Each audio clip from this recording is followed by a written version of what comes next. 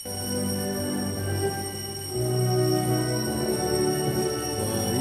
muling magtipon, awitan ang Panginoon.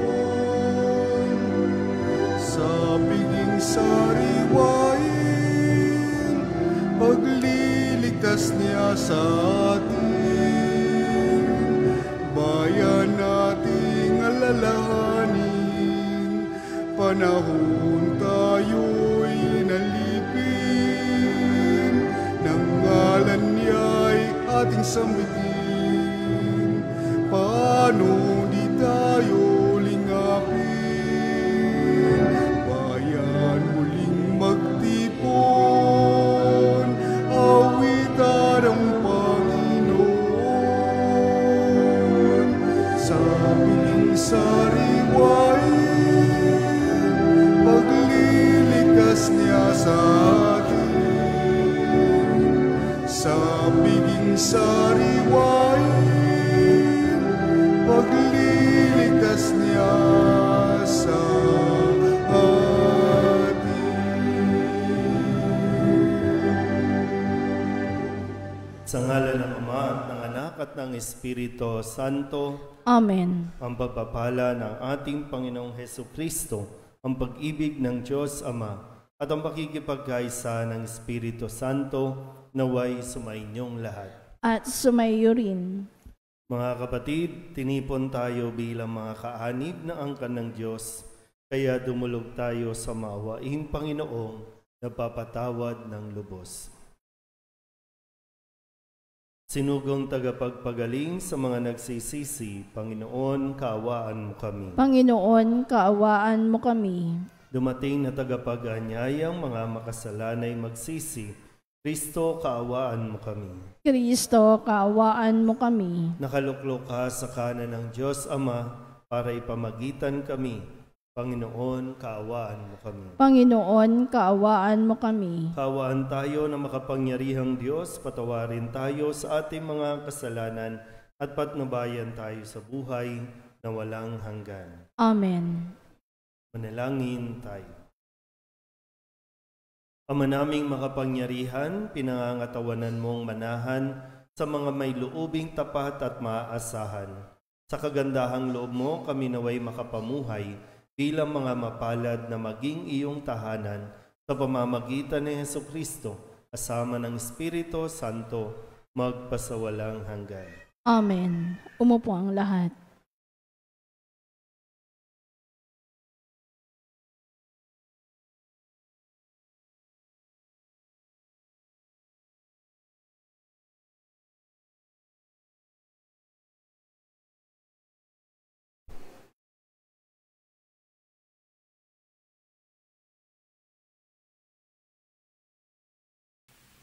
Pagbasa mula sa aklat ng Henesis. Sinipingan ni Adan ang kanyang asawa at ito'y nagdalang tao.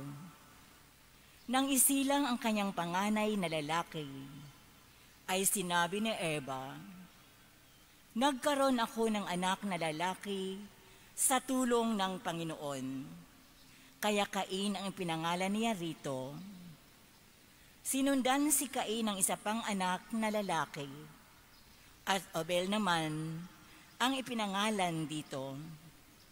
Naging pastol ito, at si Cain naman ay magsasaka. Dumating ang panahon na si Cain ay naghandog sa Panginoon ng ani niya sa bukid.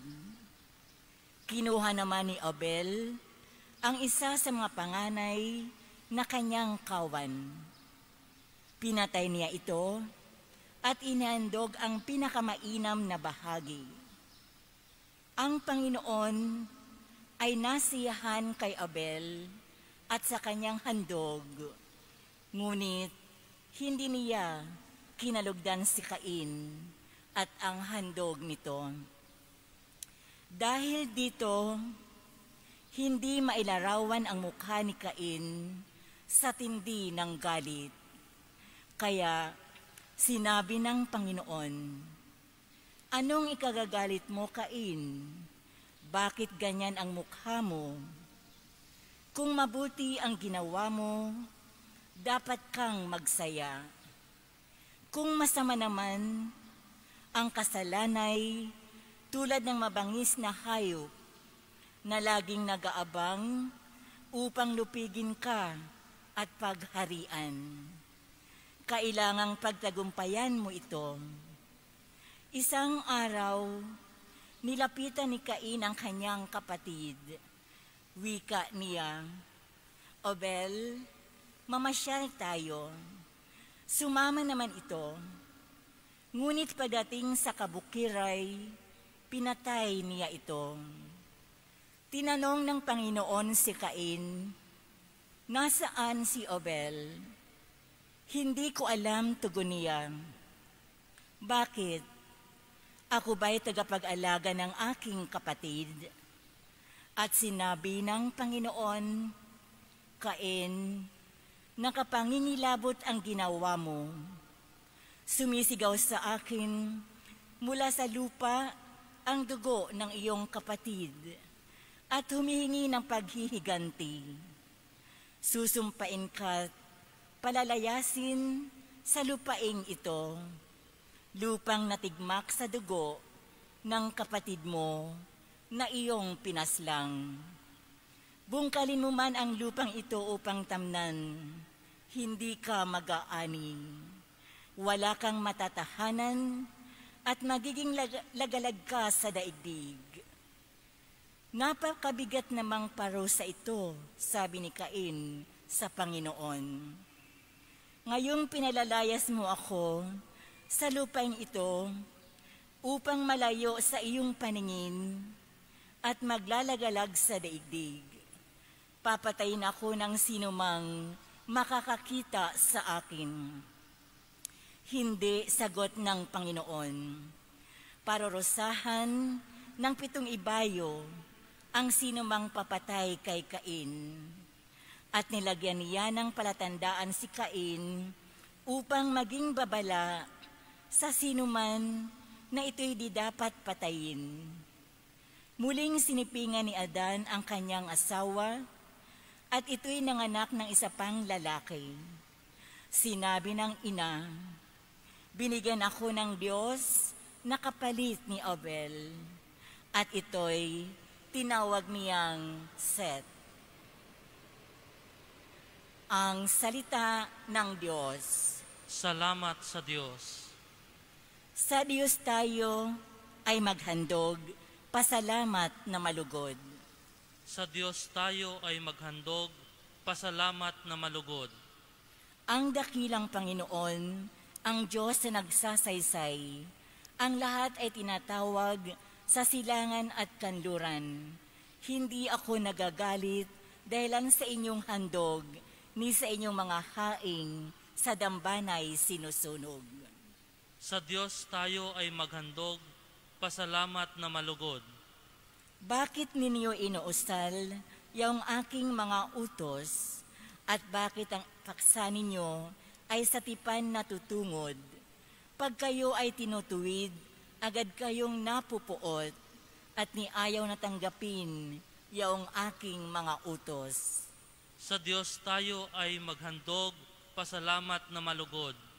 Handa ninyong paratangan, maging tunay na kapatid, at kay daming kapintasang sa kanila'y nasisilip.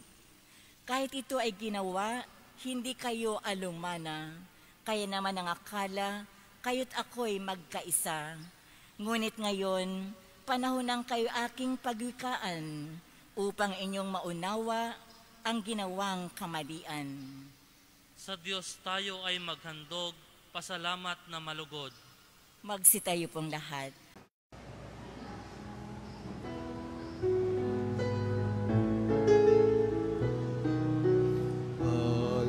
Alleluia, alleluia. Wikain mo, o nakikinig ako sa iyong mga salita. Alleluia,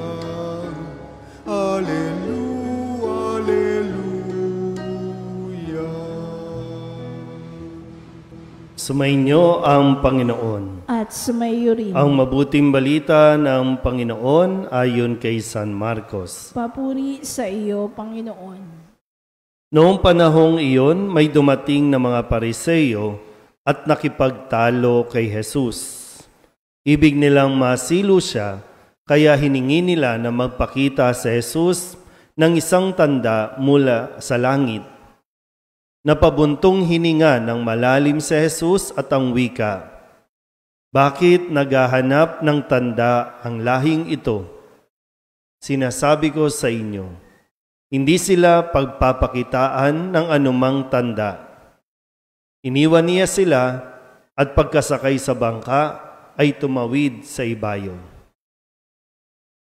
Ang mabuting balita ng Panginoon. Pinupuri ka namin, Panginoong Hesukristo. Umupo ang lahat. Isang mapagpalang gabi po sa inyong lahat. Ngayon po ay Lunes para sa ika-6 na linggo sa karaniwang panahon. Tanong po, gaano po ang nawawala o ang iginugugol ninyong energy sa mga taong pilit na hinahanapan ka ng kamalian? O sabihin natin, yung mga taong gusto lang makipagtalo sa iyo. Gaano yung nawawala sa iyo? Halimbawa lang, kapag may nag-post sa social media, gaano katagal yung inaaksaya mong panahon sa pakikipagsagutan sa comment section? Para bang worth it ba na pansinin mo ang mga yan? Bakit nyo pinapatulan? Patola kayo eh. Diba? Mga patola yung tawag doon. Kasi sa Ebanghelyo, sabi dito, may mga dumating na mga Pariseyo nakipagtalo kay Jesus. Pero sadyang kahit anong sabihin ni Jesus, siguro nung panahong yon, hindi talaga sila makumbi-kumbinsi.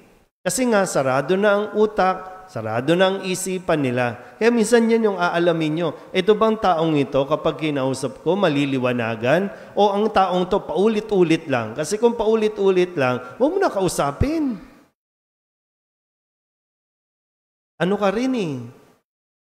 No? 110 ka rin eh. Diba? Pag ganun, pag may message at hindi natatapos, huwag mo nang sagutin. Sayang yung oras. Sayang yung load. Papadata-data ka pa para lang makipagsagutan dyan. Kaya ang ginawa ni Jesus, iniwan niya. Ay, sayang. Sayang ang oras ko dito. Hindi mo kinakailangang ipilit na makumbinsi mo ang mga tao para magustuhan ka. Kasi sadyang may mga taong sarado ang isip dahil, o pwede natin makita sa konteksto ng ating unang pagbasa, bakit pinatay ni Cain si Abel? Nainggit. Kasi nga, mas naging maganda yung inihandog ni Cain o ni Abel. Diba? Yung pinakamaganda, pinakamatabang hayop na kanyang pinapastol. Yung inialay niya, yung bunga ng kanyang pagsasaka na parang hindi nagustuhan ng Diyos. O sabihin natin, hindi masyadong kinagiliwan ng Diyos yung alay. Baka kasi pwede pa siyang may maihandog na higit pa doon, pero hindi siya nag-effort. Basta may maihandog lang. O ano nangyari? Mas nag-focus doon sa kung ano ang ibinigay kay Cain, o kung ano ibinigay kay Abel, o kung ano ang ginawa ng Diyos kay Abel kaysa yung sa kanya. Pero yun yung umabot sa pagpatay dahil lamang nainggit.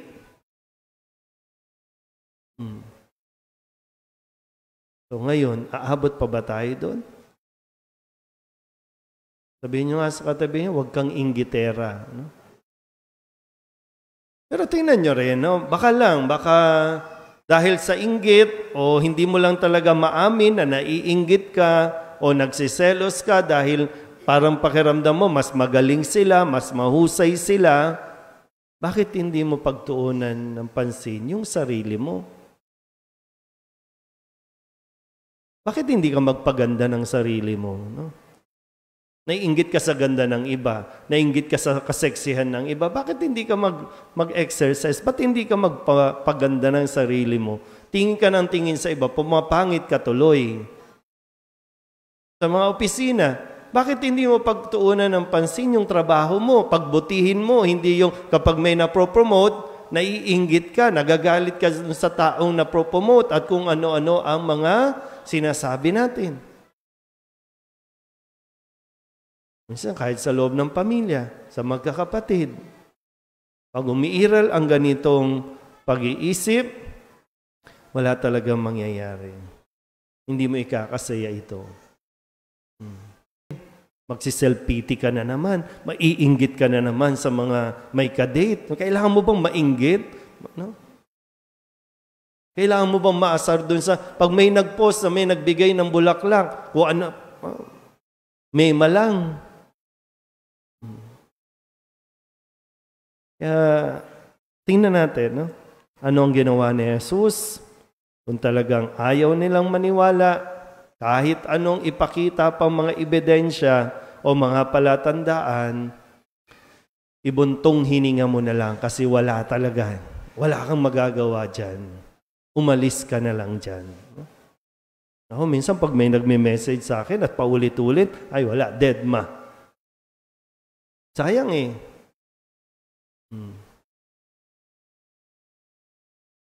Ano? Kahit na mo, hindi ka maging masaya-saya kasi nagpo-focus ka doon sa mga taong ayaw sa iyo. Ano? Uy. Pero sana po, no? Ito yung mas hilingin natin sa Diyos din, no? Na grasya, na tayo po ay talagang makapagtuon, i-develop natin kung anong meron tayo, pag-usayan natin kung anong binigay ng Diyos sa atin, pagyamanin natin, at lalo tigit, maging masaya ka kung nagtatagumpay ang iba. So, ang sikreto, kung sakaling hindi ka nagiging masaya, hindi ka natutuwa, malamang may inggit dyan sa puso mo. Amen?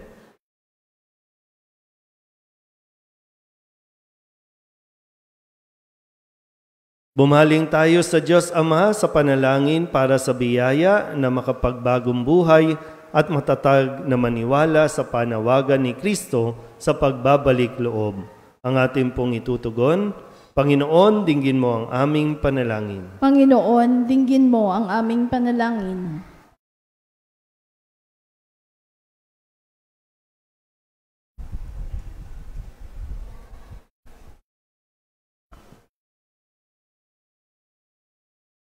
Ang mga pinuno ng simbahan, naway walang kapagurang maging tagapaghatid ng mensahe ng Diyos ng pagsisisi sa mga taong may tunay na pusong naghahanap sa Panginoon.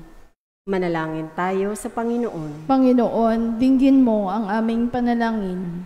Bilang mga makasalanan, naway mas malalim nating maunawaan ang pag-ibig at awa ng Diyos para sa lahat ng nagbabalik loob sa Kanya ng may kababaang loob at nagsisising puso. Manalangin tayo sa Panginoon. Panginoon, dinggin mo ang aming panalangin. Tayong lahat, naway magkaroon ng malalim at tunay na pananampalataya sa Diyos na hindi naikakahon sa mga panlabas na anyo ng ating pananampalataya. Manalangin tayo sa Panginoon. Panginoon, dinggin mo ang aming panalangin. Ang mga may sakit, naway makaunawa sa walang patid na pag-ibig ng Diyos sa gitna ng kanilang mga dinaranas na pagsubok at paghihirap. Manalangin tayo sa Panginoon. Panginoon, dinggin mo ang aming panalangin. Ang mga namatay, naway makatagpo ng kapayapaan at kaligayahan sa kaharian ng Diyos. Manalangin tayo sa Panginoon. Panginoon, dinggin mo ang aming panalangin. Idulog din natin sa Panginoon ang ating mga personal na kahilingan at mga panalangin para sa ating mga pamilya, kasama ang mga kahilingan ng mga nanonood sa online. Lahat ng mga misang pasasalamat, espesyal na intensyon at mga kaluluwa na inihiling na ipagdasal sa misang ito.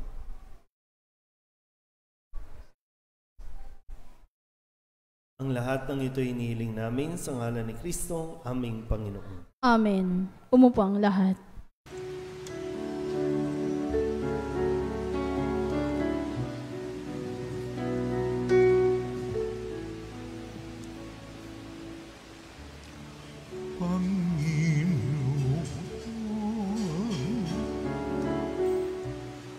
Aming alay, itong alay at tinapay sa altar mo. Ilalagay,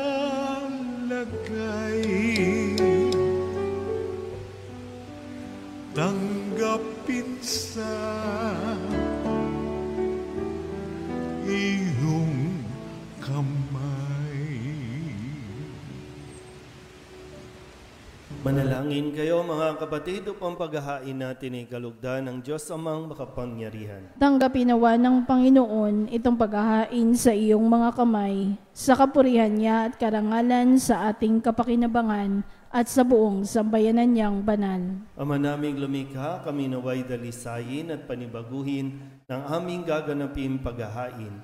Kami naway itaguyod ng gagawin naming ito sa pagnanais naming sundin ng loob mo sa pamamagitan ni Jesucristo kasama ng Espiritu Santo magpasawalang hanggan. Amen. Sumainyo ang Panginoon. At sumayo rin. Itaas sa Diyos ang inyong puso at diwa. Itinaas na namin sa Panginoon. Pasalamatan natin ang Panginoong ating Diyos. Marapat na siya ay pasalamatan. Ama naming makapangyarihan, tunay ngang marapat na ikaw ay aming pasalamatan. Nasa iyo ang aming buhay, pagkilos at pag-iral. Sa pamumuhay namin araw-araw, tinatamasa namin ang iyong pagmamahal. Sa pag-ibig mong ipinunla sa sangkatauhan, ang Espiritu Santo'y unang aning bigay ng anak mong naglagak sa amin ng katiyakang nakalaang mabuhay kami sa piling mo kailanman. Kaya kaysa ng mga anghel ang sisiawid ng papuri sa iyo, na walang humpay sa kalangitan, kami nagbubunyi sa iyong kadakilaan.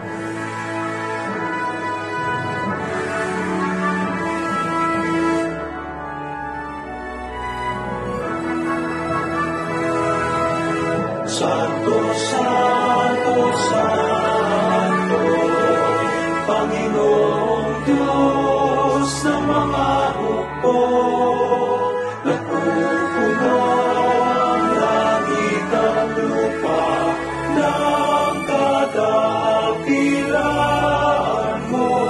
Hosana, Hosana sa kahitaasan, sa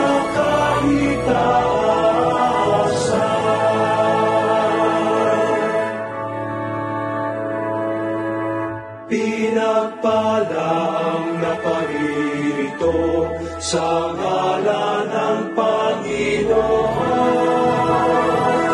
Hosana, Hosana sa kahitaasan, sa kahitaasan, sa kahitaasan.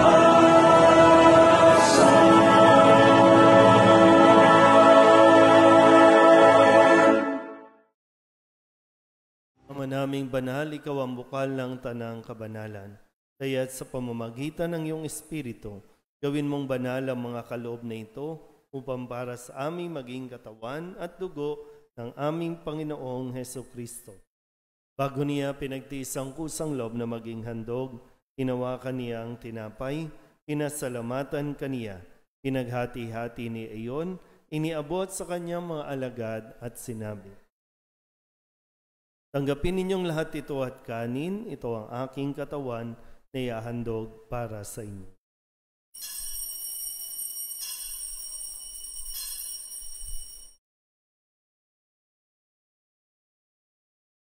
Gayun din naman ang matapos ang hapunan, hinawakan niya ang kalis, muli kaniyang pinasalamatan. Iniabot niya ang kalis sa kanyang mga alagad at sinabi, "Tanggapin ninyong lahat ito at inumin. Ito ang kalis ng aking dugo, ng bago at walang hanggang tipan. Ang aking dugo na ibubuhos para sa inyo at para sa lahat, sa ikapagpapatawad ng mga kasalanan. Gawin ninyo ito sa pag-alaala sa akin."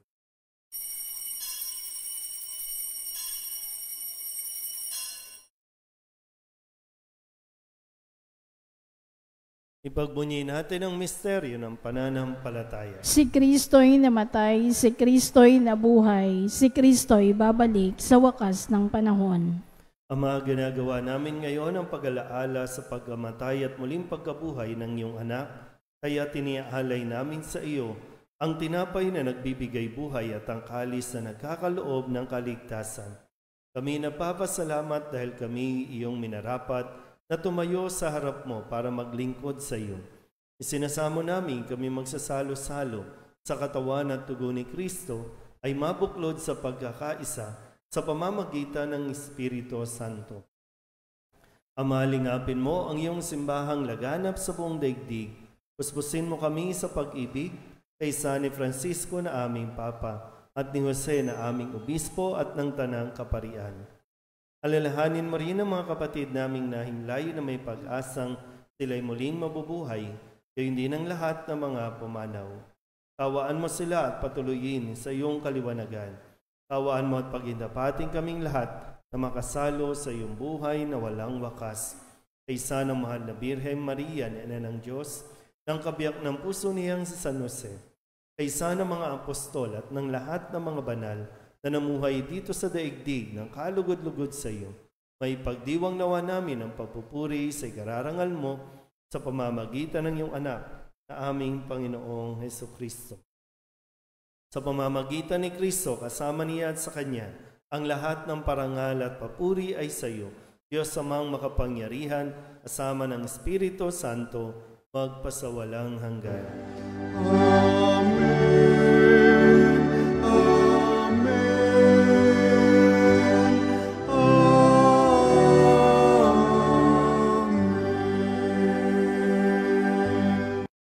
Buong kababaang loob tayong tumawag sa ating Panginoon ng Ama namin.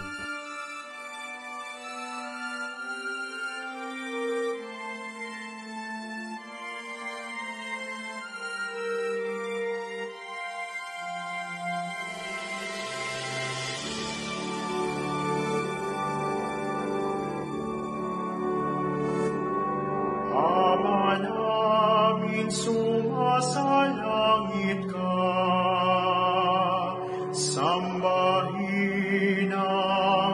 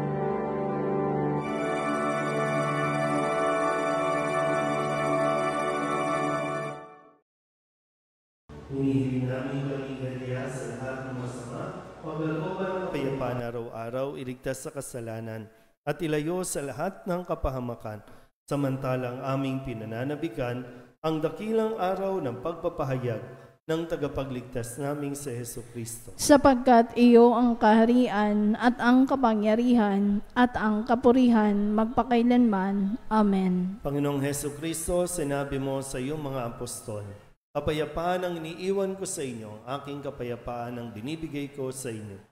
Tunghayin mo ang aming pananampalataya at huwag ang aming mga pagkakasala. Pagkalooban mo kami ng kapayapaan at pagkakaisa ayon sa iyong kalooban, kasama ng Espiritu Santo, magpasawalang hanggan. Amen. Ang kapayapaan ng Panginoon ay laging sumainyo. At sumaiyo rin. Magbigayan po tayo ng kapayapaan sa isa't isa.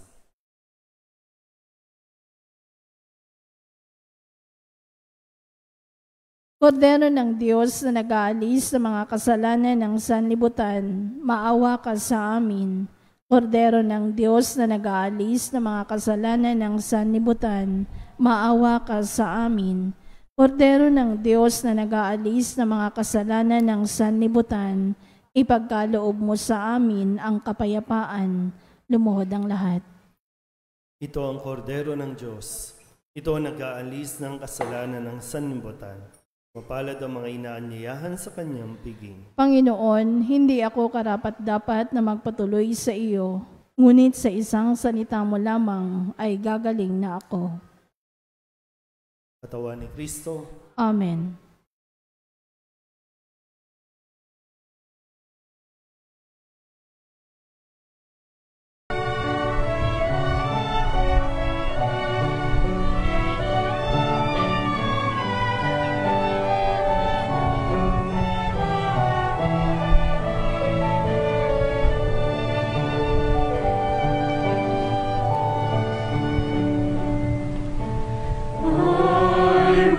Listen to the Lord, will listen to the voice of His people, serve them with all my heart.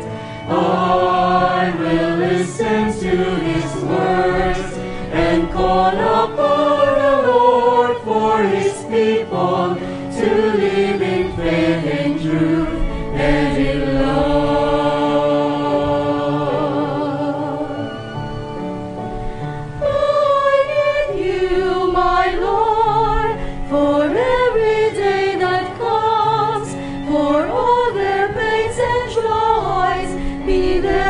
Understand, they may seek you, my Lord, and reach into your hands.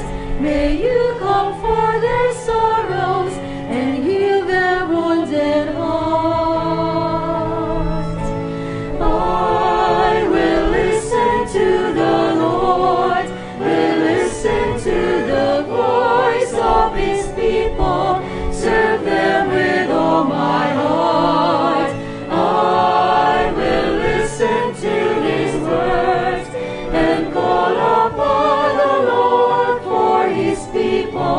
To live in faith and truth and in love.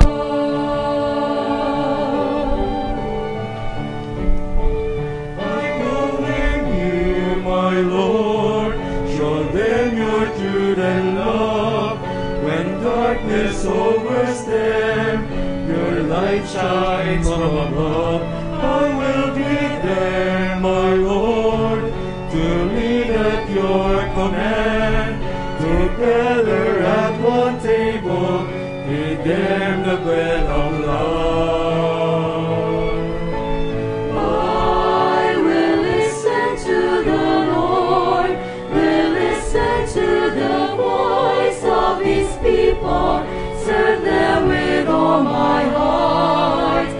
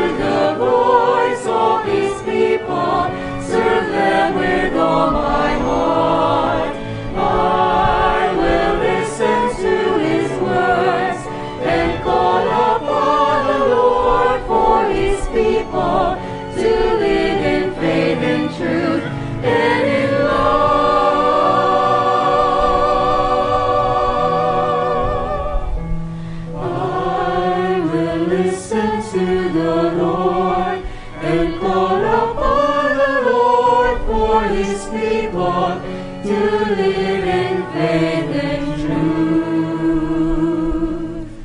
and love.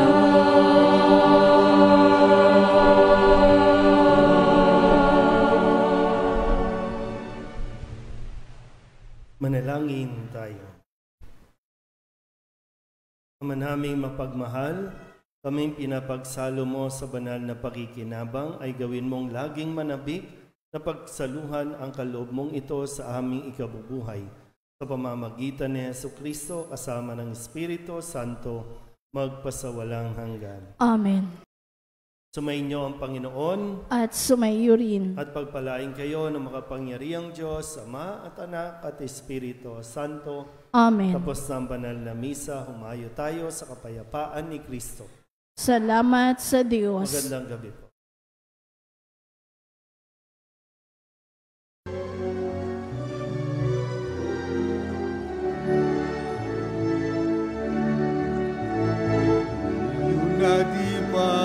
Natibayan, kanyang pagkalinga tabang, isang buhay pag-ibig at katarungan, tanda ng kanyang kaharian.